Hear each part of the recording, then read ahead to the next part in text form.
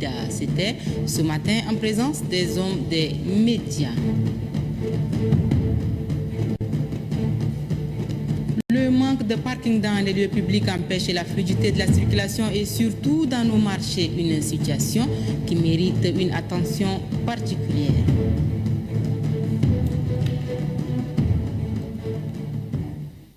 Mesdames, Messieurs, bonsoir et ravi de vous retrouver pour ce journal. Le président de l'Assemblée nationale, Dr Haroun Kabadi, a accordé cet après-midi une audience au président du groupe d'amitié Tchad-Arabie Saoudite. Cette première rencontre entre les deux personnalités a permis de raviver les relations entre l'Assemblée nationale du Tchad et le Conseil consultatif saoudien. Adoum Abdelkader.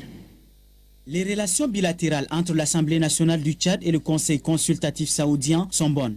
Le déplacement du président du groupe d'amitié Tchad-Arabie Saoudite est une des preuves de la bonne santé de cette coopération.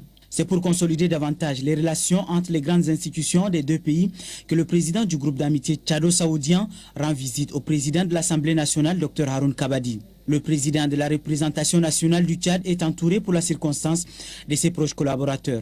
Il s'agit des responsables chargés des relations internationales et des membres de la commission affaires étrangères de l'Assemblée nationale. Haroun Kabadi a écouté avec attention son note du jour. Dr Abderrahmane Ben Abdelaziz Assaoulem et le président de l'Assemblée nationale ont échangé sur leurs expériences afin de renforcer les relations déjà existantes entre les deux institutions. Décidément, l'Assemblée nationale tchadienne et le Conseil consultatif saoudien réaffirment leur détermination et leur ferme volonté d'œuvrer dans l'intérêt supérieur de leurs peuples respectifs. Nous vous l'annoncions hier, le ministre des Affaires étrangères et de l'intégration africaine Moussa Faki Mahamat a séjourné à Pékin, en Chine. Le chef de la diplomatie tchadienne a eu un tête-à-tête avec son homologue chinois. Plusieurs sujets ont été abordés au cours de cette rencontre. Rosalie Indiqué. Le déplacement du ministre des Affaires étrangères et de l'intégration africaine en Chine n'est pas fortuit. Les relations entre la République populaire de Chine et le Tchad sont excellentes et vieilles de nombreuses années. Dans le cadre de la coopération bilatérale, beaucoup de choses ont été faites en très peu de temps. La Chine est devenue aujourd'hui pratiquement le premier partenaire du Tchad dans le domaine de la santé, de l'agriculture ou encore de la formation professionnelle. En visite d'amitié et de travail à Pékin, le chef de la diplomatie tchadienne Moussa Faki Mahamat a eu une séance de travail avec son homologue chinois Wang Yi. Le Tchad, qui entend postuler au poste de membre non permanent du Conseil de sécurité de l'ONU, sollicite le soutien de la Chine. Très honoré par ce déplacement du ministre des Affaires étrangères, le diplomate chinois a affirmé que Pékin soutiendra la candidature du Tchad. Par la même occasion, Moussa Faki Mahamat a présenté à son homologue la politique du Tchad axée sur la recherche et le maintien de la paix dans la sous-région et en Afrique. En visite à Miski dans le Tibesti, le ministre des Mines et de la Géologie, Oumar Adoum Sini, est allé constater l'avancement des travaux de bitumage du tronçon Miski-Yebibou. Une route qui, selon le ministre, contribuera au désenclavement de la région du Tibesti. Doba Robert. Les tracasseries sur la route reliant Miski à Iboubou ne seront plus que de vieux souvenirs pour les voyageurs qui auront à emprunter cette voie routière. Les pierres et les dunes de sable qui rendaient difficile la circulation seront remplacées par de la latérite plus carrossable. Cette route qui s'étend sur une distance de 120 km a coûté à l'État une somme de 4 milliards de nos francs. Subdivisée en 24 équipes, les ouvriers sont à pied d'œuvre. Ils entendent respecter les clauses du contrat. Pour le gouverneur de la région du Tibesti, la construction de cette route contribuera au désenclavement de sa circonscription administrative. Au nom de la population du Tibesti, nous profitons de cette occasion de saluer le bâtisseur de Tchad, qui est notre président, et pour toutes ces réalisations que la population du Tibesti a bénéficié ces dernières années. C'est pour s'imprégner de l'avancement des travaux que le ministre des Mines et des Géologies mène cette visite. Ils ont déjà réalisé plus de 50% des travaux qui leur sont confiés. Et les délais d'exécution peuvent être tenus. Et cet ouvrage, comme vous le constatez, vient à point nommé pour désenclaver cette région qui n'a pratiquement aucune autre infrastructure, comme vous le constatez. Au-delà de cette voie routière, selon le ministre des Mines et des Géologies, la sous-préfecture de Iboubou aura à bénéficier d'autres infrastructures socio-éducatives de base. Issa Adjidei, gouverneur de la région du Bourkou, a cédé son fauteuil à son successeur, Youssouf Sougoudi. C'est le ministre de l'Intérieur et de la Sécurité publique, Tchona Elemi Hassan qui a présidé la cérémonie de passation de service. Reportage service Ngarngelaye.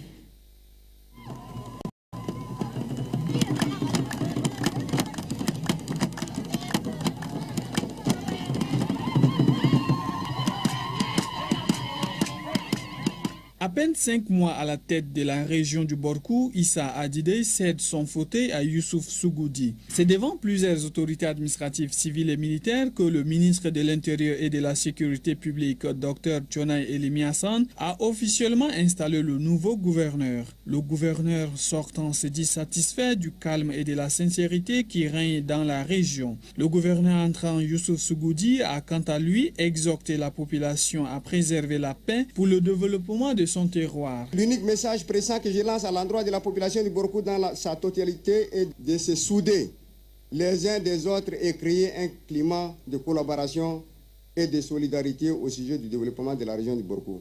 Le ministre de l'Intérieur et de la Sécurité publique lance un vibrant appel à toutes les autorités militaires et civiles de lutter contre l'enlèvement clandestin des enfants. Les défis qui vous attendent ont été ici énumérés par votre prédécesseur. Les défis majeurs, c'est la lutte contre le transport de petits-enfants clandestinement vers la Libye et la lutte contre le trafic international transsaharien de la drogue qui se passe dans nos régions le long de la lisière saharienne. Vous êtes chargé de veiller à la stricte exécution des lois et règlements de la République dans votre région, conclut Dr Tchona Elemi Hassan. La tournée du ministre du Développement pastoral et des ressources animales se poursuit dans le Tchad profond. Amir Adoudartine a eu une séance de travail avec les éleveurs de la localité d'Itou dans la sous-préfecture de Konara. Yaya Abbas. L'eau est indispensable à la vie sur Terre. C'est une ressource fragile qu'il faut protéger. Itou, une localité située dans la sous-préfecture de Kaoura, région de l'Enedi-Est, souffre de cette denrée rare. Ici, les habitants utilisent l'eau de la rivière pour leurs besoins quotidiens. Dans cette localité, les éleveurs, femmes et enfants parcourent des kilomètres pour accéder à cette source de vie, témoigne ce jeune berger, Abakar Moussa. Soucié de la situation des éleveurs dans la région de l'Enedi-Est, le ministre du Développement pastoral et des productions animales, Amir Adoudou Artine, a improvisé une rencontre d'échange avec le chef traditionnel et le représentant des éleveurs de la localité. Au cours de cette rencontre, ces derniers ont exprimé leurs difficultés, notamment la santé humaine et animale, ainsi qu'au manque de points d'eau. Amir Adoudou Artine s'est dit conscient de cette situation et promet que certaines de ces difficultés seront résolues dans un bref délai, car ce secteur tient à cœur le président de la République, Idriss Déby Itno. En route vers le chef-lieu de la sous-préfecture de Kaoura, la délégation ministérielle a fait un arrêt pour s'imprégner de la situation des animaux en pâturage. Tout comme à Itou, le constat est le même. Des troupeaux qui se déplacent à la recherche de pâturages et de points d'eau. Je le disais en titre, l'Organisation internationale pour les migrations OIM a présenté ce matin un programme de migration pour le développement en Afrique baptisé MIDA. La présentation de ce programme a fait l'objet des débats entre les techniciens de la santé et les hommes de médias. C'était ce matin dans la salle de réunion de l'hôpital général de référence nationale. Digbo Iber. Le programme Migration pour le développement en Afrique renforce les services de l'administration publique. Ces stratégies sont la mobilisation et la circulation des compétences de la diaspora tchadienne en France et partout ailleurs. Pour le cas du Tchad, la priorité est donnée à la santé et l'enseignement supérieur, explique le coordonnateur national du projet, Domde Gadande. Au cours de cette rencontre, les débats se sont axés sur les actions concrètes du projet et surtout son impact sur la vie de la population.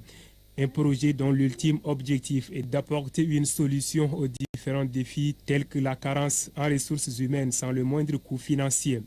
Une option que les responsables du point focal au ministère de la Santé publique, Dadjim Blagué, trouvent opportun pour le Tchad afin de répondre aux attentes de la population. Il ajoute que les infrastructures sanitaires sont déjà visibles de par le pays. Reste alors les services de qualité pour le bien-être de la population. Dans sa phase expérimentale au Tchad, justifie-t-on, ce sont les hôpitaux publics de la capitale qui sont dans le plan d'action de ces programmes. L'étude des besoins spécifiques dans les différentes régions en termes de santé fera l'objet des ramifications de cette expertise en province. Dans le rang des experts membres du projet, le souhait est de parvenir à long terme à la reconquête des cerveaux tchadiens installés partout dans le monde. Pour l'heure, plus de 125 experts de la santé et de l'enseignement supérieur ont accepté d'assister l'Afrique pour des services de qualité dans son processus de développement. Les formateurs de techniciens frigoristes sont en recyclage depuis ce matin au lycée technique industriel. Pendant 3 jours, ils auront à renforcer leur capacité en récupération des hydrocarbures et la sécurité liée à l'utilisation des hydrocarbures. Adef Ahmad Benrama. Le Tchad, à l'instar d'autres pays, s'est engagé à éliminer les substances qui appauvrissent la couche d'ozone comme les hydrochlorofluorocarbones en abrégé HCFC. Ce sont des substances qui ont des conséquences néfastes sur la vie de l'homme et l'environnement. La tenue de cet atelier à l'intention des formateurs, des techniciens frigoristes, s'inscrit dans cet élan de lutte. Les techniques de récupération, de recyclage et de réutilisation des HCFC, les techniques de conversion des climatiseurs individuels sont au nombre de notions qui seront enseignées. À cela s'ajoute la sécurité liée à l'utilisation des hydrocarbures. La préservation de la couche d'ozone pose un certain nombre de problèmes et de défis majeurs qu'il importe de relever avec la forte implication de nous tous. C'est pourquoi je vous exhorte d'être attentifs afin de mieux capitaliser les connaissances et les expériences acquises tout au long de cette formation. Le directeur général des ressources forestières, phoniques et halieutiques a situé l'auditoire sur les instruments internationaux en la matière. Le Tchad, sous l'impulsion de son Excellence Idriss Déby Itno, président de la République, chef de l'État, s'est également engagé à éliminer progressivement jusqu'en 2030 la consommation de 292,7 tonnes métriques des hydrochlorofluorocarbones. Le ministère de l'Environnement, par l'entremise de la Direction générale des ressources forestières, phoniques et halieutiques, a exprimé toute sa gratitude aux partenaires du Tchad pour leur appui multiforme. Le maire de la commune du 5e arrondissement de la ville de N'Djamena a remis ce matin des appareils de communication au chef des CARI. La cérémonie a vu la présence des chefs de services administratifs, militaires et traditionnels du dit arrondissement. Nandataou Hamia. Par souci d'assurer une sécurité optimale à la population de la commune du 5e arrondissement, des kits de téléphone ont été remis aux chefs de carré des quartiers Ridina, Amriguebe et Champ des Fils par les autorités de la dite commune. Un moyen de communication qui doit permettre à ses collaborateurs de rester en contact permanent avec les autorités communales et signaler tout cas de délit ou trouble à l'ordre public.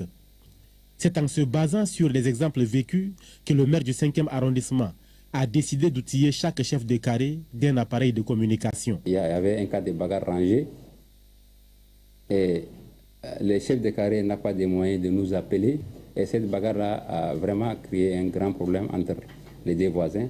Et donc, raison pour laquelle nous avons jugé utile de mettre à la disposition du chef de carré des appareils téléphoniques avec des crédits. S'il y a un problème, ils peuvent nous appeler à tout moment.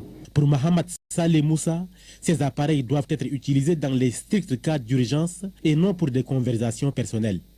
Des téléphones codés et ne contenant que quelques numéros des autorités susceptibles d'être appelées, tels que le maire, le commissaire, l'administrateur délégué et le chef d'antenne. Des bottes et imperméables leur sont également remis pour faciliter leur déplacement en cette saison de pluie.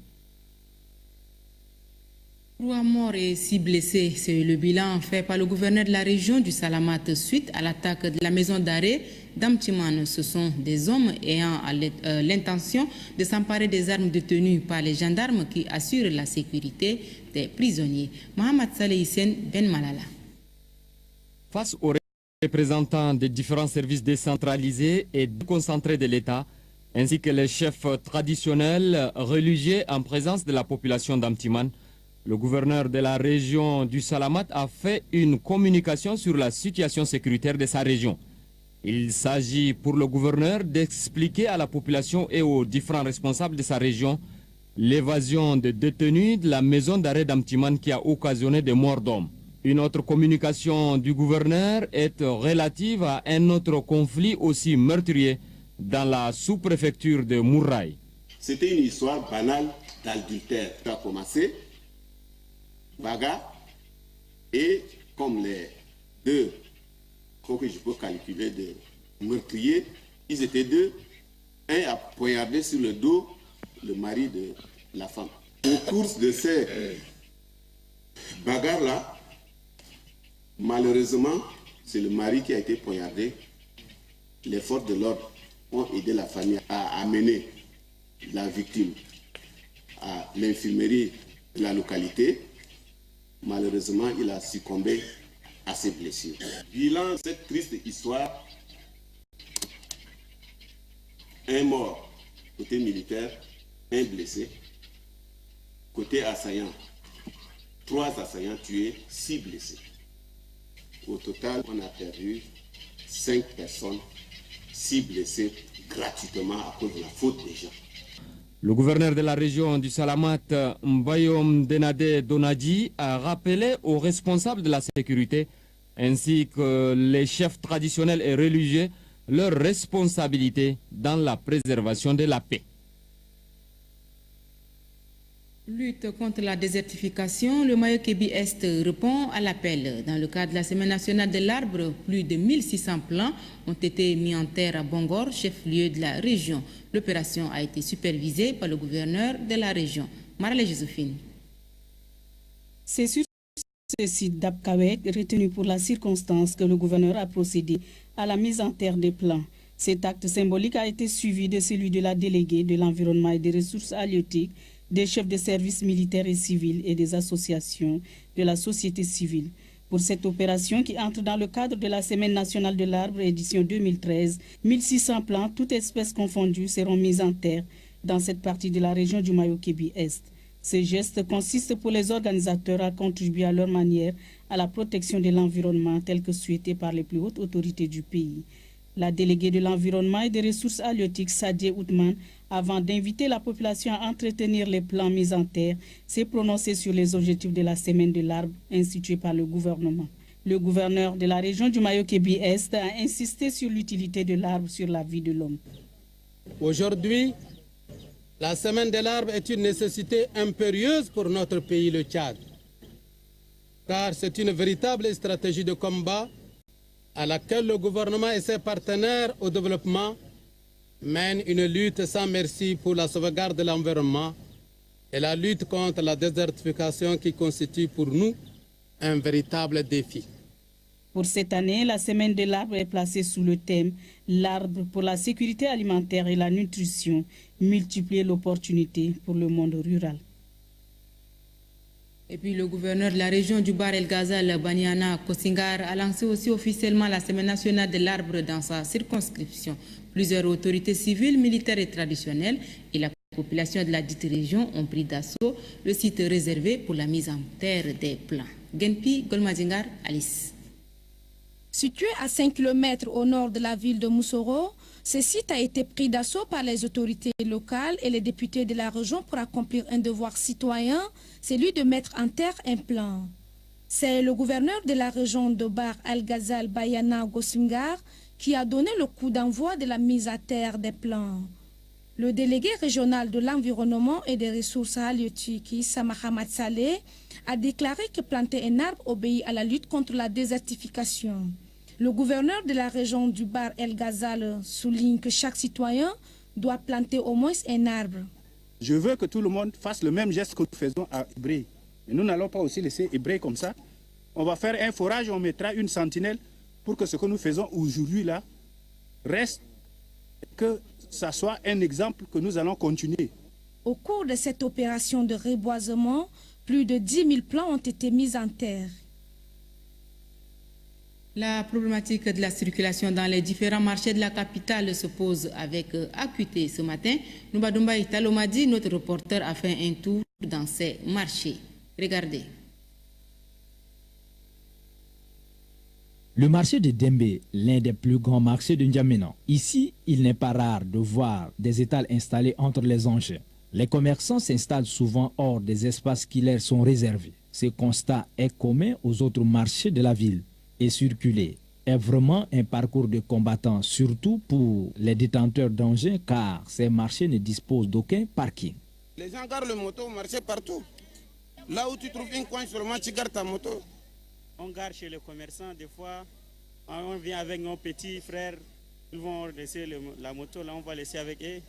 Des fois c'est comme ça. Le grand marché de la ville de N'Djamena, situé dans le 3e arrondissement, fait actuellement figure d'exception. Ici, on dispose d'un parking d'une importante capacité d'accueil. Mais les agents municipaux font face au comportement d'incivisme de certains citoyens qui refusent d'utiliser cet espace situé derrière le ministère des Affaires étrangères et de l'intégration africaine. La création de ce parking participe à la politique de modernisation de la ville de N'Djamena et particulièrement du Grand Marché, explique la directrice du Grand Marché. Avec l'ouverture de ce parking, nous avons fait intégrer tous les motos des commerçants et des usagers dans le parking. Et là, vraiment, c'était un grand soulagement. C'est un grand soulagement. Le marché est dégagé, ses allées sont libres, permettent une circulation très aisée aux usagers du marché. Pour le maire de la commune du 3e arrondissement, la création de ce parking permet d'éviter les embouteillages. La personne qui désire faire son marché au marché central, on a déjà un parking qui est déjà ouvert 24/24. C'est un parking qui est sécurisé, donc qu'ils viennent ici, garer leur engin en toute sécurité. Le délégué des commerçants du Grand Marché s'est dit conscient du bien fondé de la construction du parking. Mohamed Ali Moussa exhorte les commerçants à obéir aux instructions de la commune et respecter les espaces, ce qui garantira la fluidité dans la circulation. Et puis de la religion dans ce journal, les premiers responsables de l'église catholique et ceux de l'église évangélique au Tchad ont rendu une visite au président du Conseil supérieur des affaires islamiques du Tchad, Cheikh Hissène Hassan Abakar. Ils sont allés le féliciter pour le prix international qu'il vient de gagner. Adef Ahmad Benrama. L'archevêque de N'Djamena, Monseigneur Matas Ngarteri Mayadi, et le secrétaire général de l'entente des églises et missions évangéliques au Tchad, Suna Potifar, sont venus féliciter et encourager le président du Conseil supérieur des affaires islamiques du Tchad, Cheikh Hissène Hassan Abakar, qui vient de remporter un prix international. Ces prix obtenus en Jordanie est décerné pour les efforts consentis en faveur de la cohabitation fraternelle et de la paix, pour ne citer que ceux-là. On reconnaît à cet homme celui qui rassemble, celui qui guide, mais celui qui écoute et qui veut avancer aussi, pas seul, mais avec son conseil et pour le bien du peuple. Donc la résurrection, c'est vraiment la reconnaissance de ce qualité de croyants qui travaillent avec la parole de Dieu et qui travaillent avec le Saint-Coran. L'église évangélique a aussi donné ses éléments d'appréciation. Notre fierté est aussi grande de savoir que ce que nous faisons porte écho à l'extérieur et ça nous encourage à travailler davantage pour que nos frères, nos sœurs, notre population cultive ce climat de paix entre eux. Ce déplacement des responsables chrétiens a été hautement salué par le président du Conseil supérieur des affaires islamiques du Tchad. Cheikh Hissène Hassan Abakar s'est dit très réconforté par cette marque d'affection fraternelle. Comme quoi les prix obtenus appartiennent à tous les fils du Tchad qui sont condamnés à vivre ensemble.